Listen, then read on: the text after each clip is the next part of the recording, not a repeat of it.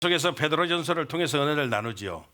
베드로전서 1장에서는 어떻게 은혜를 나누었습니까? 생각나시는 분 한번 이야기해봐요. 베드로전서 1장. 세상 핍박이 찾아왔을 때 극복하는 비결이 무엇이냐? 절대 맞서지 말고 타협하지 말고 더 큰 하나님의 은혜를 받아버리라. 두 번째는 뭐였어요? 확고한 믿음을 가져라. 세 번째는 거룩함을 추구하고 예수님 닮아가라. 그러면 여러분 우리가 승리한다는 것이죠. 베드로전서 2장에서는 핍박받는 하나님 믿는 성도들에게 하나님이 원하시는 것이 무엇이냐? 첫째는 모퉁이 돌이 되라는 겁니다. 두 번째는 뭐였습니까? 제사장이 되라는 겁니다. 다시 말해서 역전의 모습이죠. 세상에서 우리 모습이 버려진 돌이었지만 우리가 하나님 믿고 모퉁이 돌이 되어지고 제사장이 되어져 살리는 통로가 되어져야 된다는 것입니다. 그러면서 모퉁이 돌 제사장 되는 사람의 특징에 대해서 이야기하는데 특징이 있다. 그것이 무엇이냐? 그것은 바로 자유합니다. 자유가 무엇이냐? 조건과 환경에 묶이지 않는 것이다. 하나님 바라보면서 자연스럽게 살아가는 것이다. 이것이 지난주에 우리가 함께 나눈 베드로전서 2장의 내용이죠. 이제 베드로전서 3장에서는 고난이 무엇이냐? 고난을 통해서 하나님께서 우리에게 준비해 주시는 하나님의 은혜가 무엇이냐? 그러면서 여러분 조건에 묶이지 않고 자유함을 누리는 훈련의 장소가 있다는 거예요. 우리가 조건에 묶이지 않고 자유함을 누리는 훈련 받는 곳이 어디냐? 첫 번째는 가정이라는 겁니다. 그리고 또 하나 말씀하는데 바로 가까이 있는 형제 자매들이라는 거예요.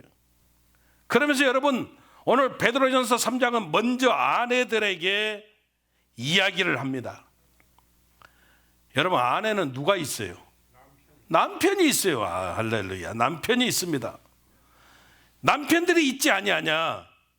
조건에 묶이지 말고 아내들 따라 해봐요. 남편을 사랑합시다.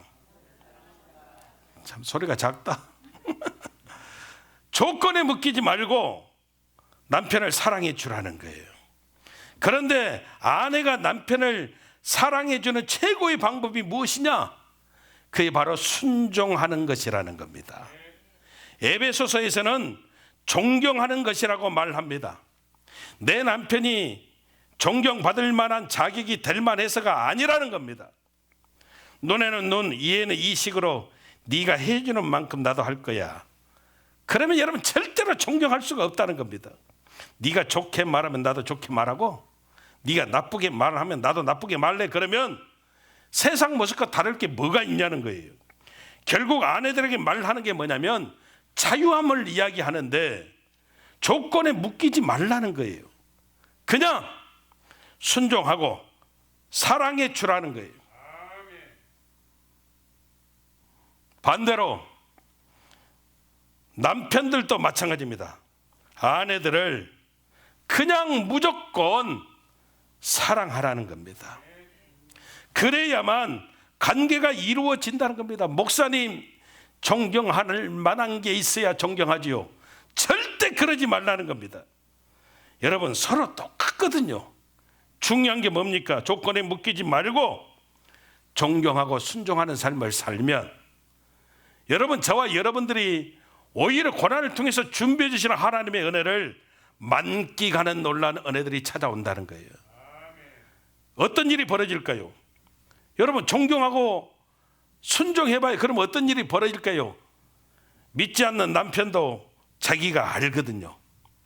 자기가 어떤 권위가 있거나 인격이 좋지 않다는 것 자기가 알아요. 그런데도 아내가 자기를 존경해 주거든요. 순종해 주거든요. 그러면 남편이 알아요? 몰라요? 그것이 자기로부터 나온 게 아니라는 것을 알아요. 이런 대접 받을 만한 모습이 아니라는 것을 스스로 더 잘 알아요. 그런데도 아내가 순종하고 존경해 주니까 궁금해지는 거예요. 궁금해지는 거예요. 그래서 15절에 뭐라고 이야기하면 남편이 너희 속에 있는 소망에 관한 이유를 묻는 자가 되어진다는 겁니다. 여보 왜 그래? 왜 그러는 거야 도대체? 그러면서 아내가 믿는 하나님에 대한 두려움을 느끼게 되어지고 결국은 하나님 믿고 구원받게 되어진다는 겁니다. 아니 이게 말이 됩니까? 그러지 말고 여러분 입장은 똑같아요. 뒤집어서 여러분 남자는 말이 되냐 이 말이에요. 남편이든 아내든 그냥 무조건 사랑해야 된다는 거예요. 무조건 사랑해야 되는 이유가 뭘까요? 내 안에 예수님이 계시기 때문에 그래요. 내가 예수 안에서 죽고 내 안에서 예수님이 사시기 때문에 그것이 비밀이라는 겁니다. 오늘 1절 2절 한번 같이 읽어보겠습니다. 같이 읽습니다. 시작. 아내들아 이와 같이 자기 남편에게 순종하라. 이는 혹 말씀을 순종하지 않는 자라도 말로 말미암지 않고 그 아내의 행실로 말미암아 구원을 받게 하려 함이니 너희의 두려워하며 정결한 행실을 봄이라. 아멘. 그러면서 이제 3절 이하에 대해서 아름다움에 대해서 이야기해요. 아름다움이 뭐냐? 아름다움은 여러분 예모가 아니라는 거예요. 예모가 아니라는 거예요. 여러분 예모는 절대 오래가지 않습니다. 여자가 끌리는 이유 이런 글이 있는데 어떤 여자가 끌리느냐? 첫째는 교양 있는 말하고 예의 바른 사람. 야, 여러분 말은 여러분 조금 교양 있게 하세요. 교양 있게. 멋이라고 그러지 마시고 교양 있게. 이런 여자가 끌린대요. 두 번째는 어떤 여자냐면 자기를 개발하는 사람. 여러분 자기를 개발하시기를 주님 이름으로 축원합니다. 뭐라도 배우세요. 뭐라도 배우세요. 자기를 늘 개발하십시오.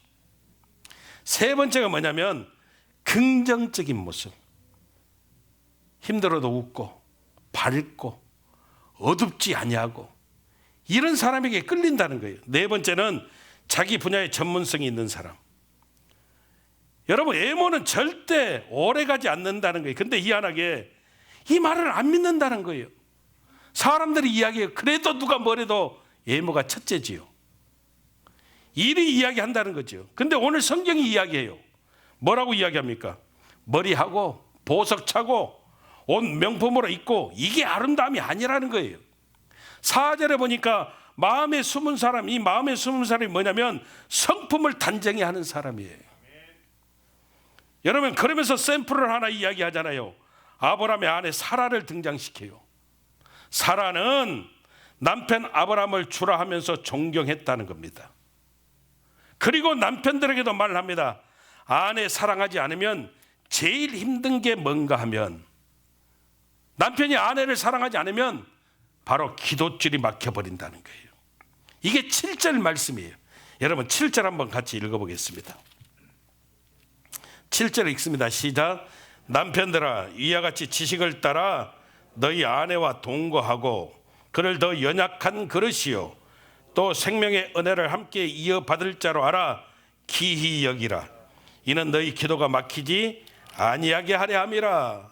아멘. 여러분 7절 말씀이 정말 맞는 것 같아요. 여러분 부부싸움 해봐요. 아내하고 관계가 안 좋거나 여러분 집에서 성질 부려봐요. 그러면 남자만 손해요. 남자만. 기도가 막힌다니까요. 여러분 기도가 막히면 다 막히는 거예요.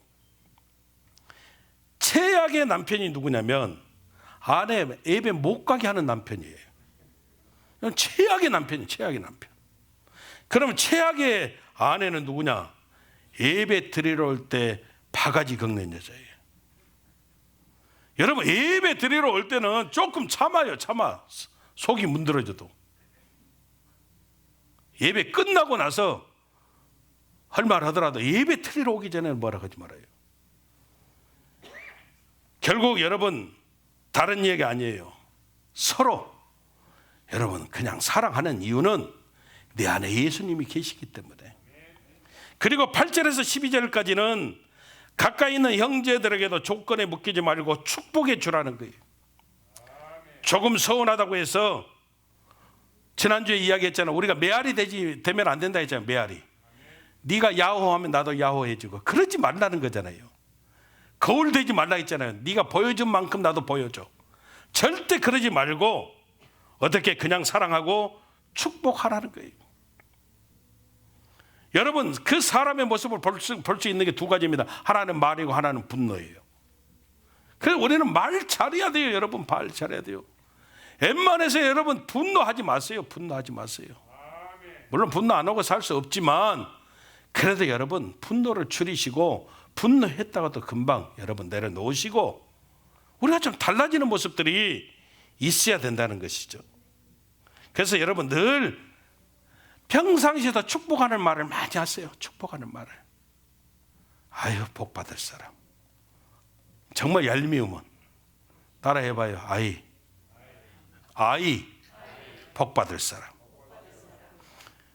잘 감이 안 와요. 다시 따라해요. 아이, 복 받을 놈. 이제 잘하시네. 여러분 늘 복 받을 사람, 복 받을 사람. 예전에 부흥회 때 항상 이야기 들었어요. 정말 힘들고 어렵게 살았는데 우리나라가 잘 살게 되어진 거 어머니들 때문이라고. 어머니들 때문에. 우리 한국의 어머니들은 항상 긍정적이었대요. 애가 코를 흘려도 흥해라. 우리 들었던 이야기들이잖아요. 절대. 그래서 항상 복을 빌어주세요. 운전하다 보면 여러분 이렇게 화가 이렇게 치밀어 오르게 하는 운전사들이 있어요. 운전하는 분들이 있으면 갑작스레 확 끼어들고 신호도 없이 그냥. 그럴 때 여러분 어떻게 해요? 얼마나 놀래요. 화가 나잖아요. 그래도 여러분 절대 성깔 부리지 마세요.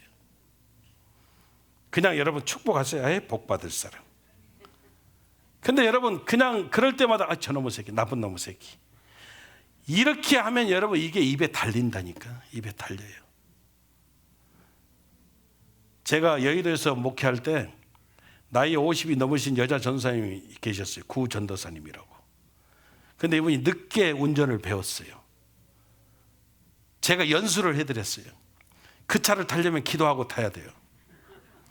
왜냐하면 아무리 설명을 해줘도 차선 바꿀 때 깜빡이 켜고요 그냥 들어가 버려요. 뒷차가 오는지 안 오는지 봐야 되잖아요. 근데 그거 못 보는 거예요. 그냥 들어가 버려요. 그럼 뒷차 가서 객 사는 거예요. 객 사는 거예요. 얼마나 놀래요. 뒷차가 또 화가 난 운전자 옆으로 와가지고 막 하거든요. 막 운전 똑바로 해. 집에나 있지 뭐하러 나왔어 막 이래요. 그러면 전도사님이 그러는 거예요. 앞보고 운전하는 척 하면서 할 말은 다 해요. 나쁜 놈의 새끼. 너는 처음부터 운전 잘했냐 임마? 막 이러면서 가는 거예요. 내가 옆에 있는데 양 전도사님 죄송해요 그러면서 해요. 그런데 이분이 한 번은 그러다 자기 창피해서 죽는 줄 알았대요. 이야기를 하셔요. 운전하고 가는데 또 그런 일이 생겼대요. 그래서 이번에는 창문을 열고 할 말 안 할 말 다 해서 막 이야기해 줬대요. 화가 나니까 자기가 잘못해놓고 화가 나니까 막 했대요. 근데 뒤에서 권사님들 그래요. 전사님 좀 참으세요. 신방간에도 권사님들 뒤에 탄 줄을 모르고 이야기한 거예요. 화가 나니까 권사님 뒤에 타고 계시는데 그거 깜빡하고요. 할 말 안 할 말 다 하고 나서 얼마나 창피했는지 모른다는 거예요. 여러분 축복하세요. 축복. 아멘. 축복. 오늘 성경이 그 이야기 하는 거예요. 우리 예수님도 말씀하셨잖아요. 어느 집에 가서는 평안을 빌어주고 어느 집에 가서는 축복을 빌어주면 그 사람들이 받으면 그 평안이 그 축복이 거기 머물게 되어지고 받지 아니하면 그게 다 누구에게로? 내게로 온다는 거예요. 내게로 온다는 거예요. 그럼 여러분 악을 말하지 마세요. 저주하지 마세요. 똑같은 모습이 되는 거예요. 축복하시기를 주님 이름으로 축원합니다. 그리고 이제 13절부터 22절까지는 고난에 대한 어떤 신학적인 정의를 말하고 있어요. 고난이 무엇이냐? 고난은 하나님의 뜻을 이루는 선물이라는 거예요. 따라합시다. 고난은 하나님의 뜻을 이루는 선물입니다. 아멘. 이게 우리 기독교에서는 고난은 분명히 축복의 전주곡이라고 이야기돼요. 변장되어지는 축복이라고 이야기를 해요. 근데 세상은 뭐라고 이야기하냐면 고난을 악이라고 설명을 합니다. 그러면서 그들이 하나님은 선하시고 능력이 있다면서 왜 그 하나님이 고난을 그냥 놔둬? 너희들이 믿는 하나님은 모순이야. 그러면서 우리를 조롱하거든요. 왜 이런 모습이 되냐면 문제의 시작점이 다른 것 아닙니다. 세상 사람들은 고난을 악으로 보기 때문에 그래요. 그런데 여러분, 우리 기독교에서는 아닙니다. 고난이 악이 아니에요. 왜 고난이 악입니까? 고난은 여러분 누구를 막론하고 다 찾아오는 거예요. 그래서 고난을 선물이라고 이야기하고 하나님의 뜻을 이루는 통로라고 말하는 거예요. 오늘 성경이 말하는 게 두 가지입니다. 우리도 많이 느끼는 거잖아요. 고난 원하는 사람이 있어요, 없어요? 고난을 원하는 사람이 있어요?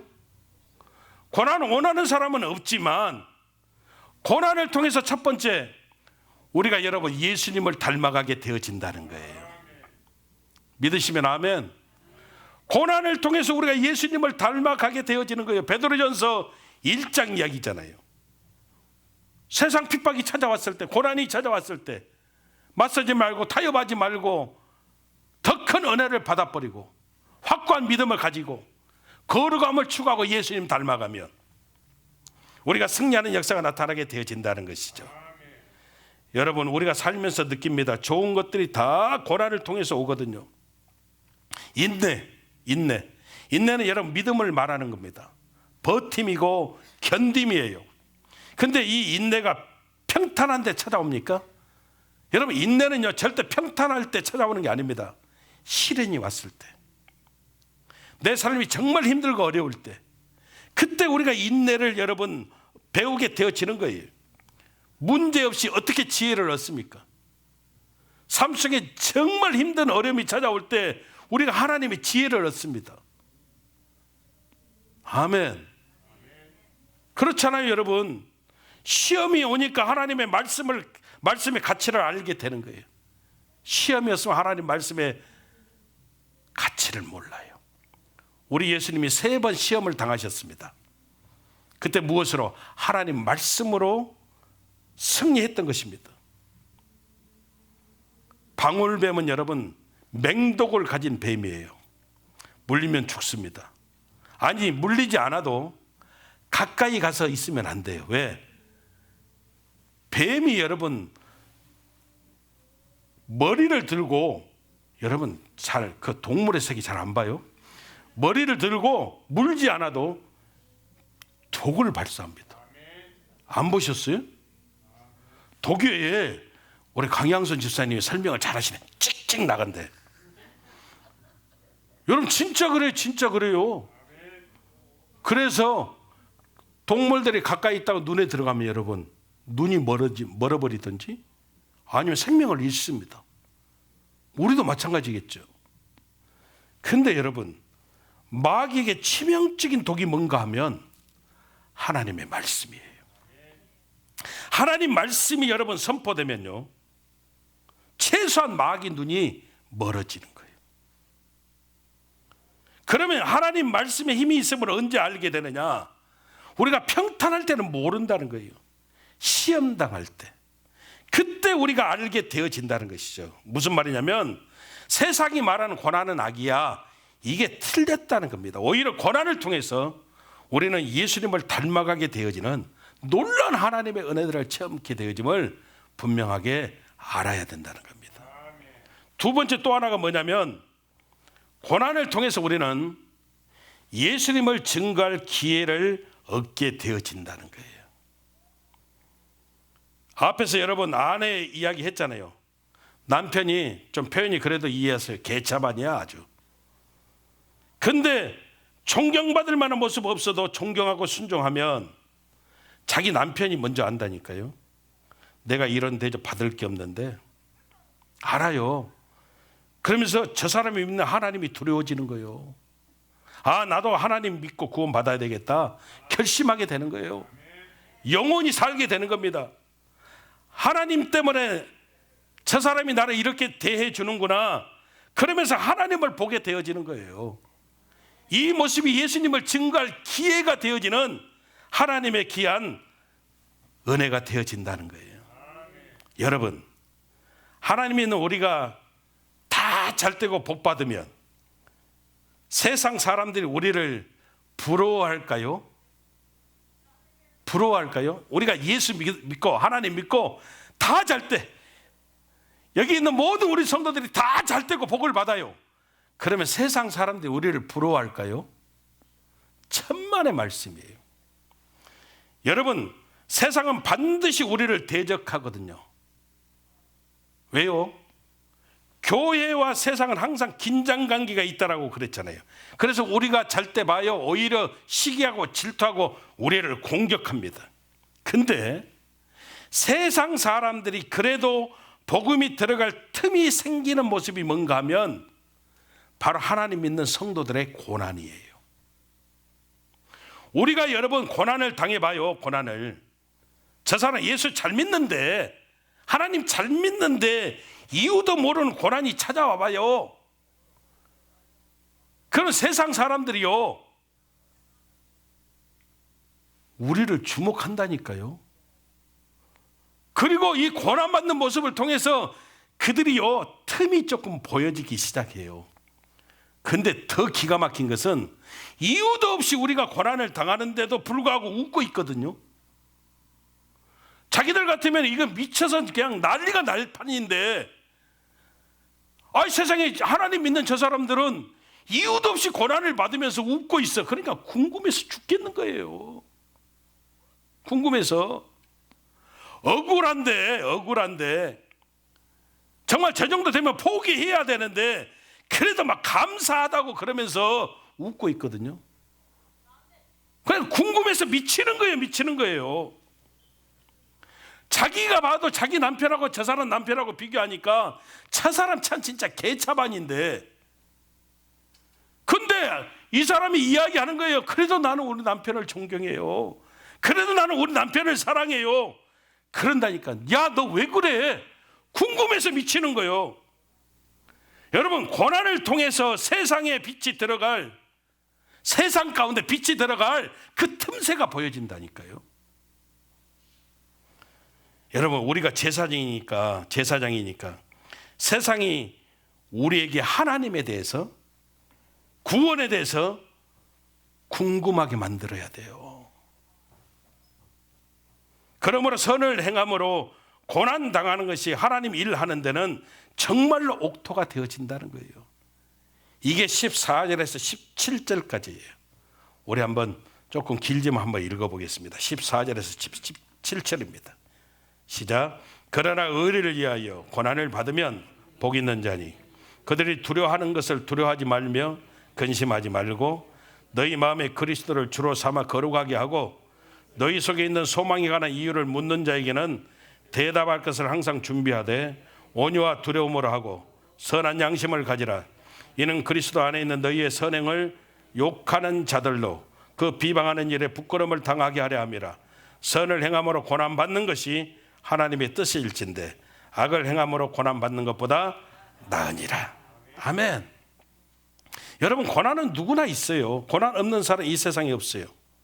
하나님께서 우리에게 은혜를 주십니다. 믿으시면 아멘.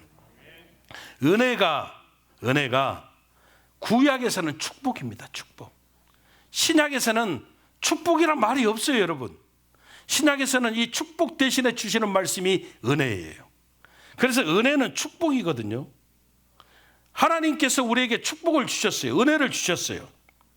근데 우리가 이 축복 은혜를 받아야 되는 이유에 대해서 말씀합니다. 빌립보서 1장 29절이에요. 빌립보서 1장 29절을 한번 보겠습니다. 같이 한번 읽어봐요. 시작. 그리스도를 위하여 너에게 은혜를 주신 것은 다만 그를 믿을 뿐 아니라 또한 그를 위하여 고난도 받게 함이라. 아멘. 은혜가 축복인데 축복을 우리가 받습니다. 축복 받아야 하는 이유가 뭐냐? 첫째, 축복을 받아야 믿음이 생긴다는 거예요. 그리고 두 번째 뭐라고 이야기합니까? 축복을 받아야 고난을 이길 수 있기 때문이라는 거예요. 우리가 하나님께 기도하잖아요. 하나님, 우리를 축복해 주십시오. 하나님, 우리에게 은혜를 주십시오. 이 고백이 뭐냐면 굳건한 믿음 주셔서 고난을 이길 수 있도록 하나님 도와주시옵소서, 이런 고백이 되어진다는 거예요. 이렇게 되신 분이 누구냐면 이제 18절에서 그분을 또 샘플로 보여줍니다. 그분이 누구냐? 바로 우리 예수님이라는 거예요. 18절 한번 읽어보겠습니다. 시작. 그리스도께서도 단번에 죄를 위하여 죽으사 의인으로서 불의한 자를 대신하셨으니 이는 우리를 하나님 앞으로 인도하려 하심이라. 육체로는 죽임을 당하시고 영으로는 살리심을 받으셨으니. 아멘. 여러분, 우리 예수님이 십자가에 달려 죽으신 것은 저와 여러분들을 위해서, 우리를 하나님 앞으로 인도하시기 위해서, 그분이 살아계신 영이 되어진 것, 부활하신 까닭은 저와 여러분들을 위해서라고 이렇게 말씀하고 있다는 겁니다. 그리고 19절 20절 한번 읽어보겠습니다. 중요하니까 같이 읽습니다. 그가 또한 영으로 가서 옥에 있는 영들에게 선포하시니라. 그들은 전에 노아의 날 방주를 준비할 동안 하나님이 오래 참고 기다리실 때에 복종하지 아니하던 자들이라. 방주에서 물로 말미암아 구원을 얻은 자가 몇 명뿐이니 겨우 8명이라. 19절에 보면 여러분, 그가 또한 영으로 가서 옥에 있는 영들에게 선포하시니라. 이게 조금은 난해한데요, 여기에서 이제 캐톨릭에서는 연옥을 이야기해요. 연옥, 중간지대가 있어서 죽어진 사람을 위해서 연보하거나 그분들을 위해서 기도하면 천국으로 갈 수 있다. 근데 이건 좀 우리 기독교하고는 전혀 맞지 않는 이야기죠.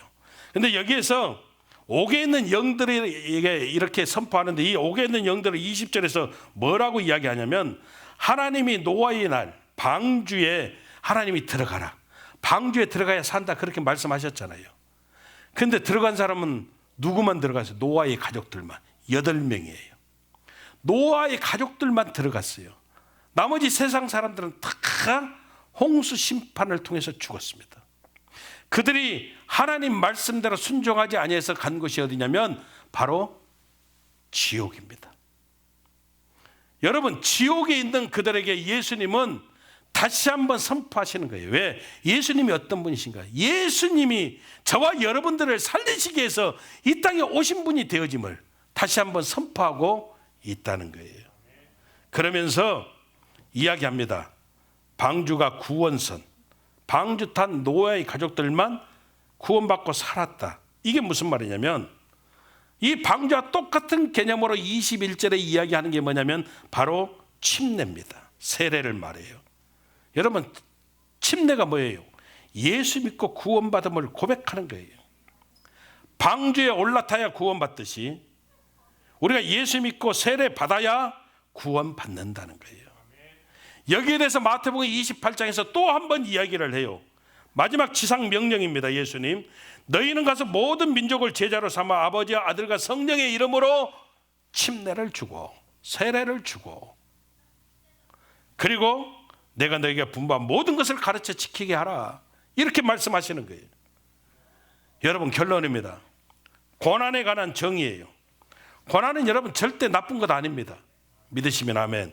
고난은 하나님 선물이, 예수님 닮게 만드는 선물이고, 또 고난 때문에 소망에 관한 이유를 믿고 예수 믿게 되어지는, 예수님을 전할 기회가 되어지는 놀란 은혜가 되어짐을 우리는 잊어버리면 안 됩니다. 고난을 통해서 준비해 주시는 하나님의 은혜가 어마어마함을 우리가 깨닫게 되어지는 거예요. 그래서 이 한 주간 우리가 살아가면서 때로는 힘들고 어려움이 찾아오지만, 여러분, 우리는 내 안에 계신 예수님 때문에 그냥 순종하는 거예요. 존경하는 거예요.